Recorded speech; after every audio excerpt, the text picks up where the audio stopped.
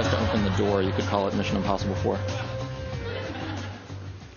was one object that I could not get my hands on, and that was the 1947 Cheval Blanc. The 47 Cheval Blanc is probably the most mythologized wine of the 20th century. And Cheval Blanc is kind of an unusual wine for Bordeaux in having a significant percentage of the Cabernet Franc grape. And 1947 was a legendary vintage, especially in the right bank of Bordeaux. And just together, that vintage and that chateau took on this aura that eventually kind of gave it this cultish following. But it's 60 years old. There's not much of it left. What there is of it left, you don't know if it's real. It's considered to be the most faked wine in the world. Not that many people are looking to pop open their one remaining bottle for a journalist. So I'd about given up on trying to get my hands on one of these. I'd put out feelers to retailers, to auctioneers, and it was coming up empty. And then I got an email from a guy named Bipin Desai. Bipin Desai is a UC Riverside theoretical physicist who also happens to be the preeminent organizer of rare wine tastings. And he said, I've got a tasting coming up where we're going to serve the 47 Cheval Blanc. And it was going to be a double vertical. It was going to be 30 vintages of Cheval Blanc and 30 vintages of Yquem. And it was, an invitation you do not refuse.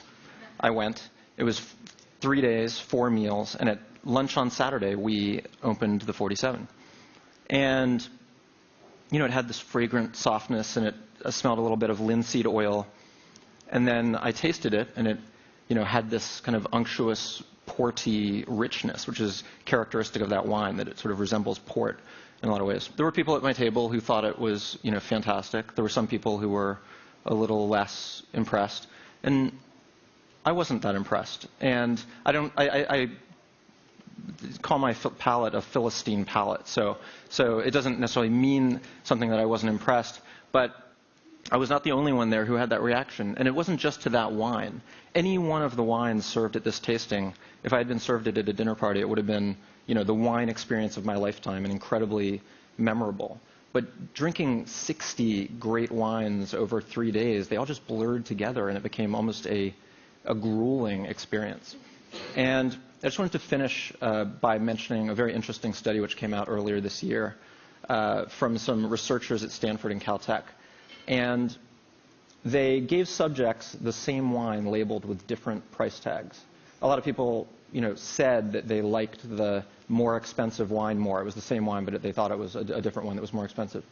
But what was unexpected was that these researchers did MRI brain imaging while the people were drinking the wine. And not only did they say they enjoyed the more expensively labeled wine more, their brain actually registered as experiencing more pleasure from the same wine when it was labeled with a higher price tag. Thank you.